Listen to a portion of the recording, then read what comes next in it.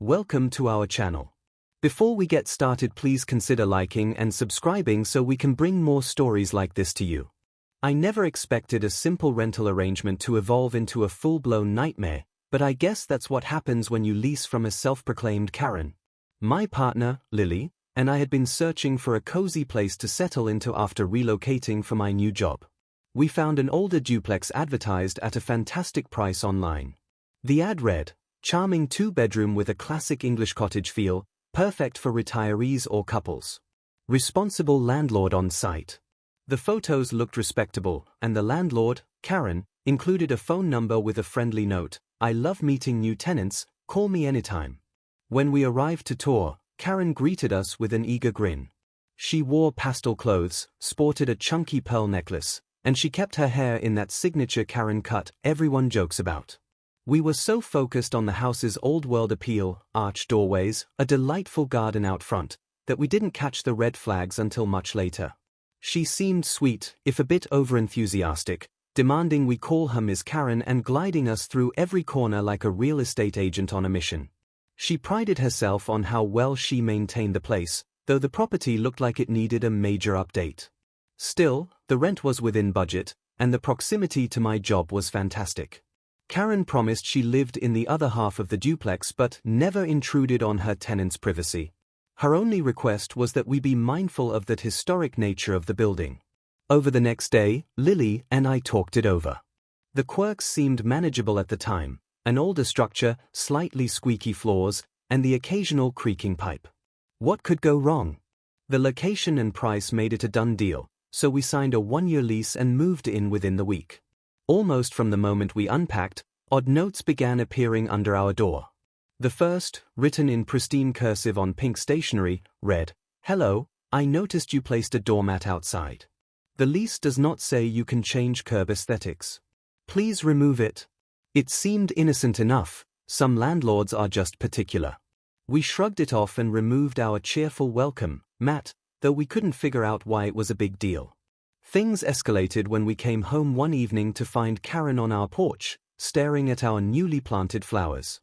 She launched into a lecture about how this wasn't a community garden, even though these were potted plants we'd set on our private stoop. She insisted these unauthorized changes to the building's exterior needed to be reversed at once, because, in her words, this is an English-style duplex, not some tacky suburban porch. Her voice grew louder with every sentence, and before we knew it, she threatened to charge us for property damage. I tried to reason with her. "Miss Karen, these are in pots. They're not digging holes in your yard. And the lease doesn't prohibit decorations." But that only enraged her further. She fumed, "Don't you question me. I've been running rentals for decades. I know an infraction when I see one." Lily and I exchanged stunned glances as we attempted to calm Karen down. We decided to bring the potted plants inside rather than fight a battle over it. The next day, I found an envelope taped to our door. Warning notice regarding violation of property guidelines.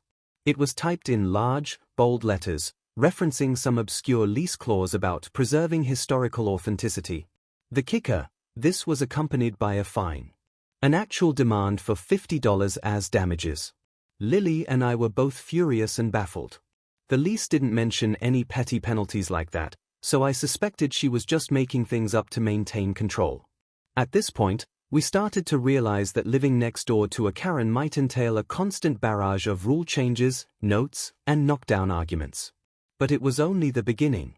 During the next couple of weeks, Karen's meddling intensified. She'd pop over unannounced at odd hours, always with that irritating, forced smile, wanting to conduct inspections. She'd comment on everything from our shoes in the entryway to the aroma of Lily's cooking. "I have allergies," she once whined, pinching her nose, "so that spicy smell has to go." Although we tried to keep the peace, the tension made us feel like we were tiptoeing on eggshells in our own home. We dreaded every squeak in the hallway, expecting Karen to appear. Yet, we had no idea how extreme it would get. The unannounced visits were only a symptom of a far deeper obsession Karen had with controlling every minute aspect of our daily life. And the final straw that blew everything wide open involved something I never thought I'd have to discuss with a landlord: Lily's medical condition. We had no clue how one person could spiral so quickly into micromanaging mania. But by that point, we'd only been living there 2 months. We still had 10 months left on the lease, and Karen seemed hell-bent on making every second a challenge. Little did we know, she was just warming up. We discovered how far Karen would go one Monday evening when Lily started experiencing severe migraines. She'd been struggling with them for years, and her doctor prescribed medication that needed to be taken the moment symptoms arose. We tried to keep the place dark and quiet whenever an attack hit, so Lily could rest. That particular night, I rushed home with her prescription, only to find Karen pacing on our shared porch, arms folded tight. I heard a loud thud, she said accusingly. "What if you're damaging my walls?" I gently explained that Lily had a migraine, and she might have bumped into the wall when the pain set in. But Karen's eyes widened like I'd told her Lily was cooking a vat of poisonous chemicals. She barked, "I don't want any suspicious medicines in this house." She then demanded to inspect Lily's medication, claiming as landlord she had a right to ensure no illegal activity was happening. My patience frayed. "Miss Karen, you can't rummage through our personal prescriptions. That's private health information. We're not doing anything illegal." Karen, of course, didn't want to hear it. She accused us of endangering the property's historical status, which made zero sense. Later that evening, Lily was trying to sleep, and Karen started blasting classical music next door. Thin walls meant it seeped directly into our bedroom. I knocked on her door and politely asked if she could turn it down, given Lily's migraine. She gave me a condescending look, shrugged, and said, "Well, you're the ones making suspicious noises." Then she shut the door. It was petty and cruel. The next morning, I discovered our mailbox stuffed with letters from Karen. Each contained some bizarre complaint. Whit abused the front door handle too roughly. Whit placed wet umbrellas in the common hallway, risking water damage. Whit played loud, foreign music on the weekend, which was apparently not in line with the English cottage tradition. Never mind that we were listening to a Motown playlist. While I was reading through these bizarre notes, my phone buzzed. An unknown number texted me, "This is Ms. Karen. I noticed your car's tires scuffing the driveway. Please fix." She must have gotten my number from the lease agreement. Feeling hounded, I told Lily we needed to do something. We decided to politely but firmly respond in writing, reminding her that we had the right to quiet enjoyment of the property, referencing local tenants' rights regulations. We also attached a copy of the lease, highlighting the areas that contradicted her so-called violations. Then, we slipped the letter under her door.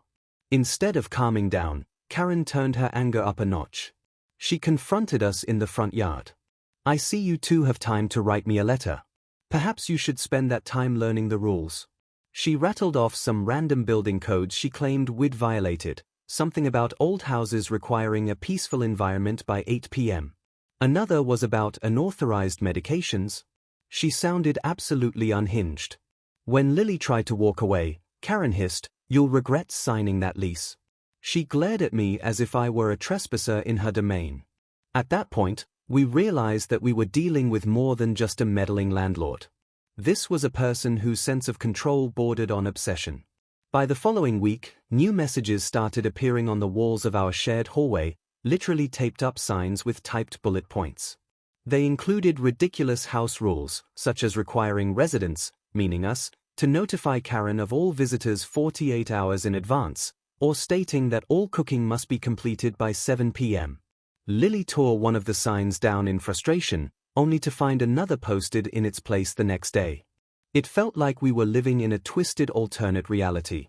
Even though Lily's migraines were happening more often due to stress, Karen refused to be considerate, blasting her classical music at all hours.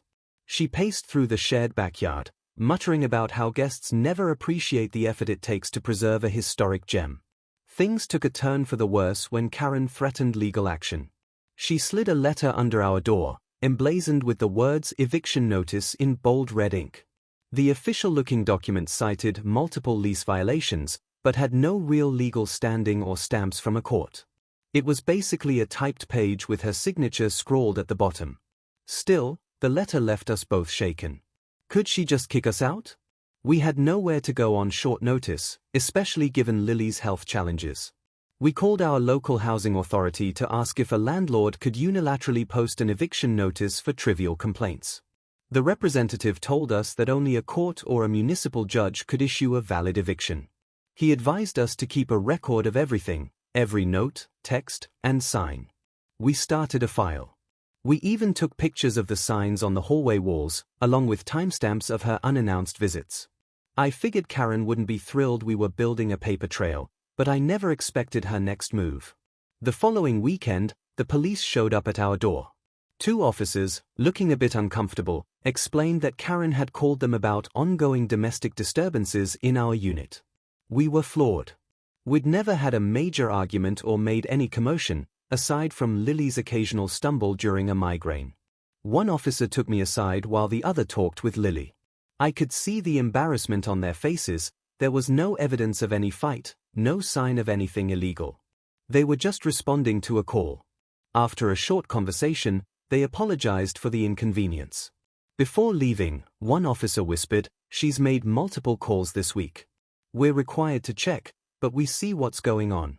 So Karen was weaponizing the police to intimidate us.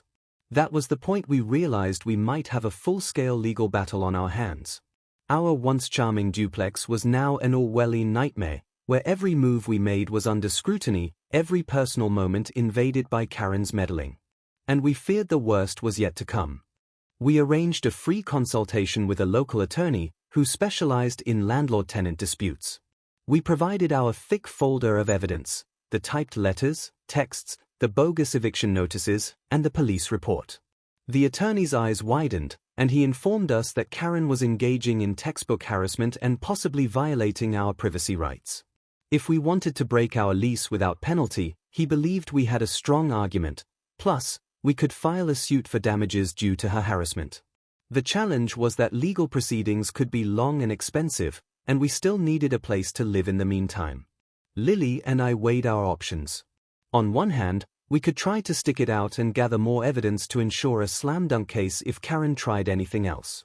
On the other hand, Lily's migraines were getting worse. The constant stress and the ever-present fear of Karen's next outburst were wearing us down.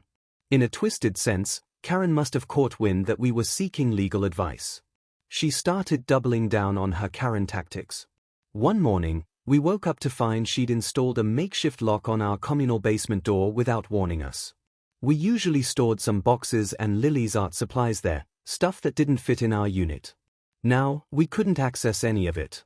When I confronted her, Karen snapped, "Your items are cluttering my property. I'm protecting it from further damage." I pointed out that our lease gave us shared access to the basement, but she simply slammed her door. That evening, she cornered Lily and me as we tried to bring groceries in. "You people are ungrateful," she hissed. "I've heard you talking about me. Well, you can try your fancy lawyers, but remember, I own this house." Then she threatened to raise our rent mid-lease, an empty threat, but jarring nonetheless. Feeling cornered, we filed a formal complaint with the local housing authority. Within a week, we received a notice that an inspector would come out to assess the property and Karen's conduct. Of course, Karen found out. She was livid. We could hear her shouting profanities through the walls, something about unlawful meddling and violating her rights as a landlord. A day later, we heard banging on our front door. 2 uniformed officers stood there once again. Karen had accused us of stealing her garden tools. The police apologetically explained that Karen claimed to have video footage. When we asked to see the footage, she refused.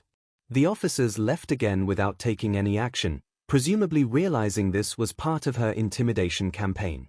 Meanwhile, the housing inspector's visit was an eye-opener. He noted several code violations on Karen's part: outdated electrical wiring, poor insulation, and a wobbly railing that she should have repaired. He also took note of all the posted house rules taped to the hallway walls, shaking his head. "This is not standard," he murmured, jotting notes on his clipboard. We felt a glimmer of hope. Maybe Karen's tyranny was finally catching up with her. But Karen, being the Karen that she was, refused to back down. She started turning on the outside floodlights at night, shining them directly into our bedroom windows. We told her the bright lights were intrusive, but she insisted it was for security. Lily barely slept, using an eye mask and doubling up on migraine medication. The stress was untenable. When we threatened to leave early and sue for harassment, Karen laughed in our faces. "You'll never win in court," she sneered. "I've done this for years. You're not the first I've kicked out." That sentence confirmed a suspicion we had. This woman had a pattern of luring tenants in with a decent price, then tormenting them so intensely they'd leave on their own. We suspected she profited by keeping the security deposits or by scaring tenants into paying bogus fees. Our attorney advised us to stay calm, follow through with the housing complaint, and file for a restraining order if her intrusions became worse. We were reaching our breaking point. The calls to the police were becoming more frequent, though they never resulted in any charges, just lots of wasted time. Every false report meant Lily had to endure added stress. And that played right into Karen's strategy, to wear us down until we abandoned the lease. A few nights later, the situation escalated beyond anything we'd expected. It was around 10 p.m. when Karen began banging on our door, screaming something about water flooding her unit. Panicked, I opened the door, only to find her holding a dripping pipe, presumably from her side of the duplex. "Look what you did," she yelled, water splashing everywhere. She insisted we'd caused a backup by misusing the bathroom. We quickly checked our sinks and toilets, everything was normal. It seemed Karen had deliberately broken a pipe to pin the blame on us. We offered to help shut off the water main, but she refused. Instead, she shrieked about calling the police again, claiming she'd sue us for property damages. Lily broke down in tears, pleading for Karen to leave us alone. It was one of the worst moments of my life, helpless, angry, and uncertain how to escape this twisted version of reality. The next morning, Lily woke up with her worst migraine yet. I made an emergency appointment with her doctor, who strongly advised us to find a calmer living situation. That sealed it, we had to get out. Our lawyer helped us draft a formal letter to Karen, stating that due to her ongoing harassment, we were invoking our right to constructive eviction. Essentially, her behavior had made the home uninhabitable for us, something recognized in many tenant laws. We demanded the immediate return of our security deposit and threatened legal action if she refused. We delivered the letter by certified mail to ensure a record. Karen responded by slapping another typed eviction notice on our door, but this time, it included a demand for extensive repairs we allegedly owed. She claimed we needed to pay $3,000 for historic water pipe replacement and her emotional distress. It was a laughable document with no legal basis, but the threat of entangling in a messy court battle still weighed on us. Our attorney filed an official complaint in small claims court, seeking the return of our deposit and additional damages for harassment. Meanwhile, Lily and I found a friend's place to crash temporarily. We packed our essentials, leaving behind only the items in the basement Karen had locked away. Though it meant leaving a portion of our belongings, our immediate priority was preserving Lily's health. I'd never felt such relief and sadness simultaneously, relief to escape Karen's madness, sadness that our dream of a charming little duplex was ruined. Once we moved out, Karen's harassment temporarily subsided, probably because she realized she had fewer ways to control us. She did, however, send multiple texts demanding we pick up our junk from the basement, threatening to charge us for storage fees. Our lawyer advised us not to go alone. We arranged a date and time to retrieve our things, asking a friend and a local officer, off-duty, privately hired, to accompany us as a witness. The day we arrived, Karen was waiting, arms crossed, a smug look on her face. She insisted we sign a form absolving her of any wrongdoing. We refused, and she demanded we pay a $200 holding fee for our boxes. The officer stepped forward, calmly explaining that our attorney had already filed a claim in small claims court. Karen, visibly rattled, stomped off and returned with the key. She let us in the basement, glaring in silence while we retrieved Lily's art supplies and the few boxes we'd left. A week later, the small claims hearing approached. The day of the hearing, I was more nervous than I'd ever been in my life. Lily still looked exhausted, but she managed to join me. Our attorney presented our evidence, the typed and inconsistent eviction letters, screenshots of Karen's unhinged texts, the notes from the housing inspector, and the police reports. Karen, representing herself, tried to claim we were violent drug users who had damaged her property, but had no proof. She spun conspiracy theories about Lily's medication and insisted we'd tried to assault her. The judge seemed unimpressed by Karen's rants. When it was our turn to speak, I carefully explained the timeline. Lily added details about her migraines, how Karen's harassment affected her health, and the multiple calls to the police. We presented the official housing inspection record showing Karen's code violations. By the end of our testimony, Karen's face was beet red. The judge asked her pointed questions, and Karen stumbled over her answers. The ruling came swiftly. Karen was ordered to return our entire security deposit plus an additional sum for harassment, legal fees, and emotional distress. We couldn't believe it.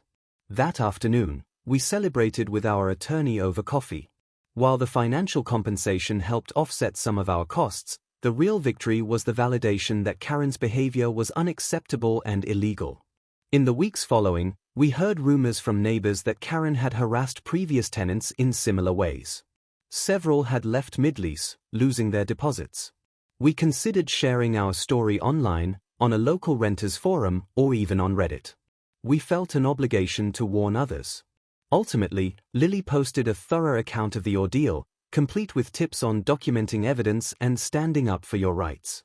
The post gained traction, and a few folks commented that they'd had suspiciously similar experiences. It turned out Karen had quite the reputation around town for scaring off tenants. The positive side of this ordeal?